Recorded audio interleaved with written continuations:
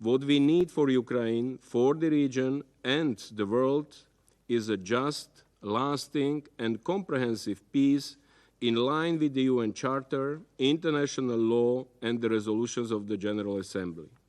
In this regard, I would like to reiterate the calls by the UN General Assembly to support de-escalation and encourage diplomatic efforts to this end. The United Nations continues to stand ready to support. Thank you. I thank Mr. Janša for his briefing, and I now give the floor to Mr. Steve Sweeney. Thank you for the invitation. It's a great honor to address you. I'm speaking to you here from the city of Donetsk, and in the background now, I can hear the familiar sounds of artillery fire, the blasts from the heroic air defenses that are working so hard to keep the people safe, the blasts from incoming, often Western-supplied missiles, alerts from the menace of drones that strike fear into the residents here. Now, we hear those sounds because of the failure of the Minsk agreements. Those accords should have been the framework that brought peace to the region, an end to aggression and the suffering of the civilian population.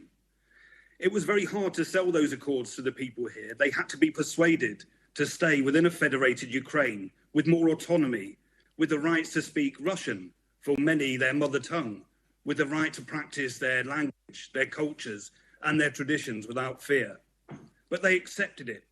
They believed the guarantees that were offered by France and Germany, along with the Kiev government. But time has proved that they were wrong to do so.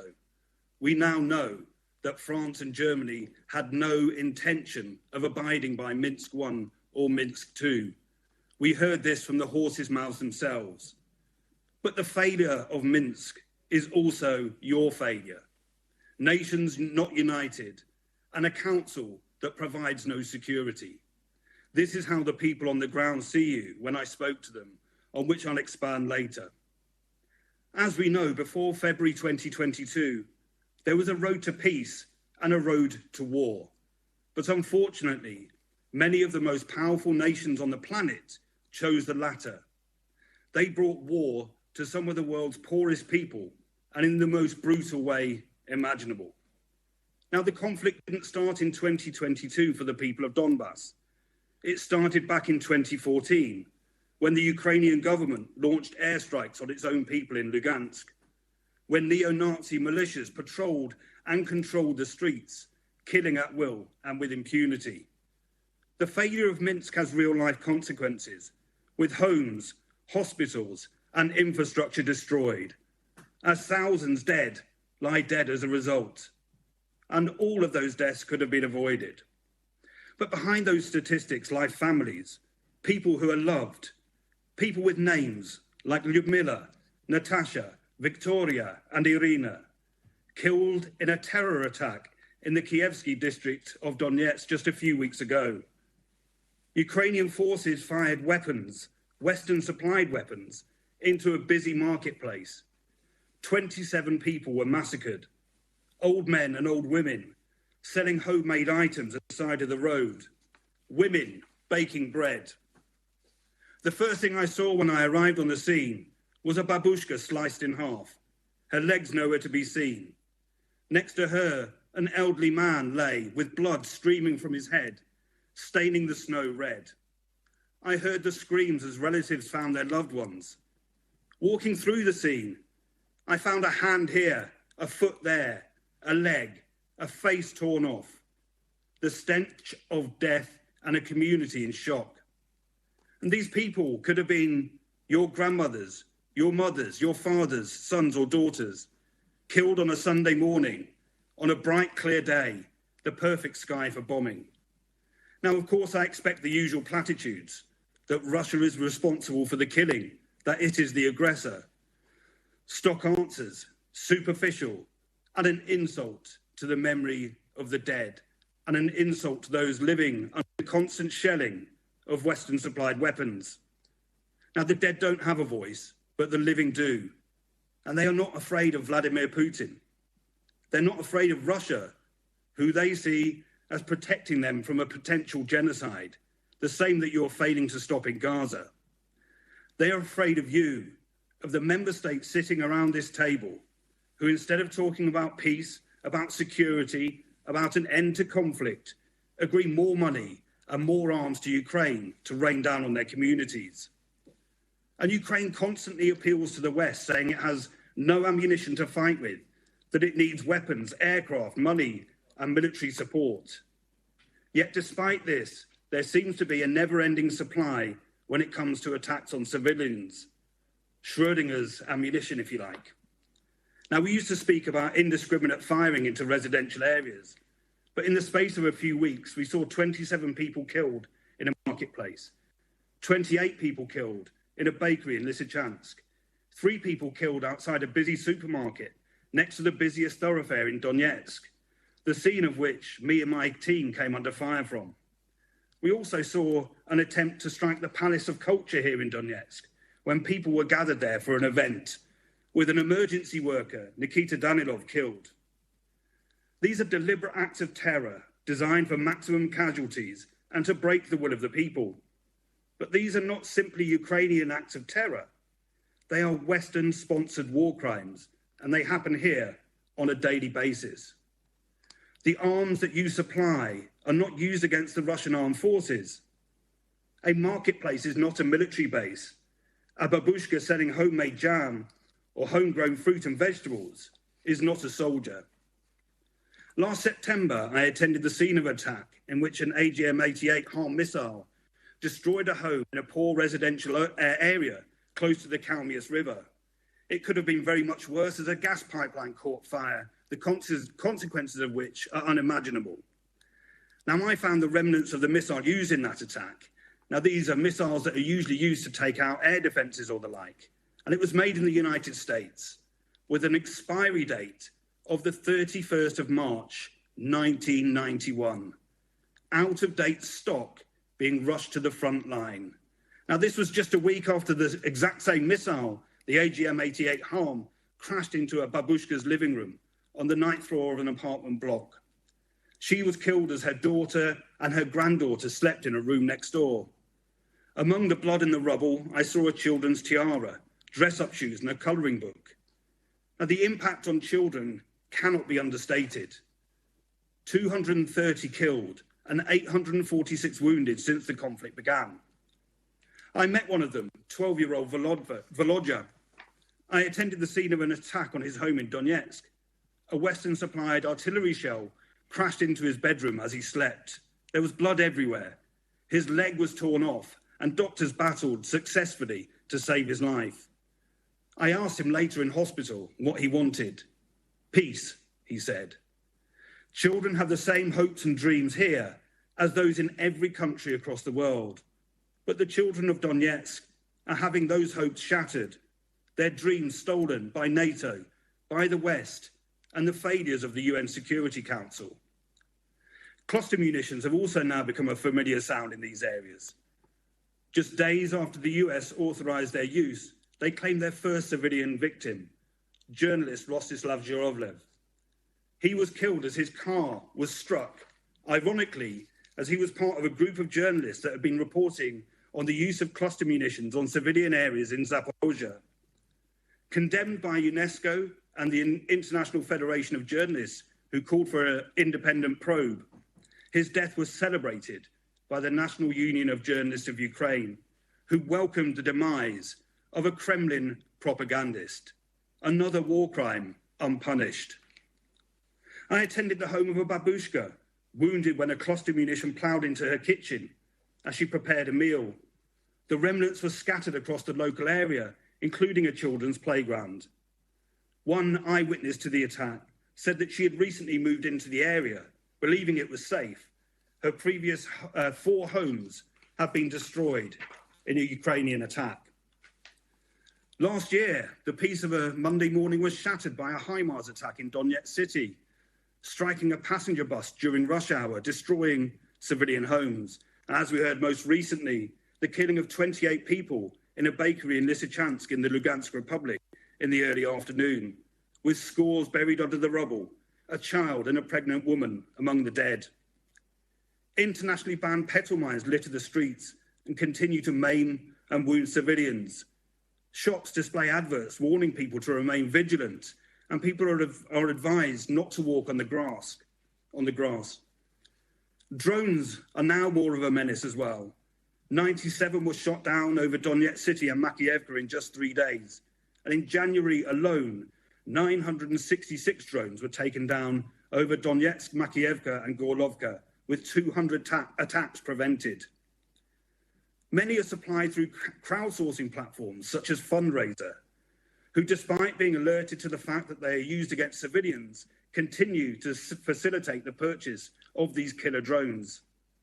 One British mercenary with links to intelligence services even boasts about the UAV attacks and is proud to have supplied them. And he has killed Russians directly and indirectly, whilst also threatening to kill Vladimir Putin. Yet he is allowed to move in and out of Britain freely. Much of the community here in Donetsk lives without hot water, with water only supplied on certain days, and constant electricity blackouts, because Ukraine targets the city's infrastructure, power stations, and water supply, all of which constitute war crimes. After the Marketplace massacre, I went back to the scene and I asked people what they thought of the United Nations Security Council. They said to me, "Where are they? Why don't they come here? They are just tools of the United States. They don't care. Our lives don't matter to them. It is their weapons that are killing us and killing our children." What happened there is a war crime and an act of terror, just one of many that stretch back over a decade, unreported and carried out with impunity. The people describe living here as Donetsk roulette, not knowing whether they are going to live or they're going to die. But they've had enough. They just want it to stop. You have the ability to make it happen. You can put this to an end. Use the anniversary of Minsk to set out a path to end the conflict, end the cycle of terror, the deaths of thousands upon thousands of people. Every weapon supplied by the countries sitting around this table takes us a step further away from peace in a conflict that Ukraine simply cannot win. You owe it to Lyudmila, Victoria, Irina, Natasha, Rostislav, Volodya, and the thousands that have been killed here with Western-supplied weapons. Thank you. I thank Mr. Sweeney for his briefing. I will now give the floor to those council members who wish to make statements. I give the floor to the representative of the Russian Federation. Госпожа председатель, Madam President, вы знаете, мне кажется, то, что сейчас говорил I think that what was Стив said Суини, by Steve Sweeney должно just было now прозвучать из уст представителя should have секретариата, который come делал нам сегодня from брифинг. the mouth of the representative of the Вместо- Secretariat who briefed us today. Вместо пустопорожних речей, Instead переполненных of empty заезженными speeches full штампами. of tired phrases. Госпожа председатель, мы выступили с Madam President, инициативой we созвать took the сегодняшнее initiative to convene заседание с тем, today's чтобы meeting напомнить всем in order to remind all присутствующим those о том, present к чему about привел what преднамеренный resulted from саботаж киевским Kiev's режимом deliberate и его sabotage спонсорами, assisted by its sponsors of a основополагающего для document that was урегулирования fundamental to the внутриукраинского settlement кризиса of the документа, internal Ukrainian crisis, namely комплекса мер по the package of выполнению measures Минских for the соглашений. implementation of the Minsk agreements. Он был подписан It ровно was 9 лет signed назад, exactly 12 9 years февраля ago on February 2015 12, года, 2015, и является неотъемлемой and частью is an резолюции inherent Совета part of Безопасности Security ООН Council Resolution 2202 от 17 2202 февраля from February 2015 года. 17, 2015. Напомню также, I что will в also поддержку recall имплементации комплекса мер that было a принято presidential заявление председателя statement Совета was adopted in support of Безопасности 6 the июня implementation of the package of measures 2018 года. on June 6, 2018. Хотим кратко напомнить содержание этого документа. We'd like to briefly Комплекс recall мер the contents фиксировал of that четкую document. The package of последовательность выполнения measures laid out a сторонами clear нацеленных на примирение sequence шагов. of steps towards Следующий порядок reconciliation to be выполнения implemented которых by the был parties in the согласован following и order of which was изменениям agreed не upon подлежал. and not subject to change. Первое – 1. прекращение огня. A ceasefire. Второе – 2. отвод вооружений. Pull out of weapons. Третье – 3. мониторинг ОБСЕ. OSC monitoring. Четвертое – начало 4. диалога Киева с Commencement of Донбассом. dialogue between Kiev and Пятое – Donbass. амнистия. 5th, amnesty. Шестое – обмен удерживаемыми лицами. Exchange of detainees. Седьмое – гуманитарный 7. доступ. Humanitarian access. Восьмое – отмена экономической 8. блокады. Lifting the economic blockade. Девятое передача 9, Киеву контроля над restoring границей, Kiev's если control выполнен over the пункт border 11, if а именно paragraph 11 конституционная is реформа с implemented, namely предоставлением constitutional особого статуса reform Донбассу. granting special status to 10. Donbass. Вывод иностранных 10, формирований и наемников. withdrawal of foreign troops and 12. mercenaries. Согласование порядка 12, проведения выборов. agreeing on elections. 13. Интенсификация 13, работы контактной intensification группы of the contact group's work in Minsk.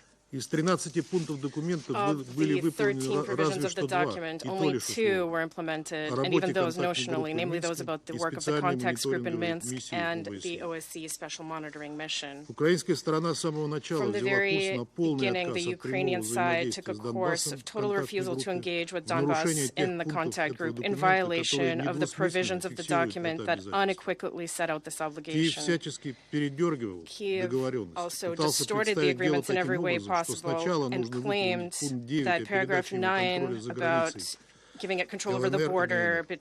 with LNR and DNR needs to be implemented Тщетными first. оказались любые попытки найти Attempts to решение, find a включая так solution называемую failed, формулу including Штайнмайера, the so-called Steinmeier предполагавшую вступление в formula, силу на which временной involved основе the украинского provisional закона entry into о force местном of a Ukrainian law самоуправлении on local в Луганской Народной Республике self-governance и in Донецкой the Народной Luhansk and Республике Donetsk в день People's голосования Republics на местных on выборах. the day of local elections. Однако киевскому режиму все сходило с рук. Никто Yet из the наших Kiev regime западных got коллег away так и with не everything, нашел and none себе of our силы Western признать colleagues ever саботаж found it within Киевом themselves to Минских договоренностей. acknowledge Kiev's sabotage of the Minsk agreements. Однако Киев и его западные спонсоры, в Yet том числе в этом Kiev and зале, its Western как sponsors, мантру including повторяли those in абсолютно this room, безосновательные kept утверждения repeating, о as том, though it что were a Минские mantra, договоренности completely якобы не выполняет unfounded Россия, claims about the fact that которая it is никаких Russia who обязательств is по refusing to комплексу мер не implement the несла, Minsk agreement, и все попытки even though Russia переложить bore ответственность no на Россию, obligations under the package of выставить ее measures, стороной and конфликта, all были the attempts абсолютно to shift the несостоятельны. blame to Russia and present it as a party to the conflict were absolutely baseless.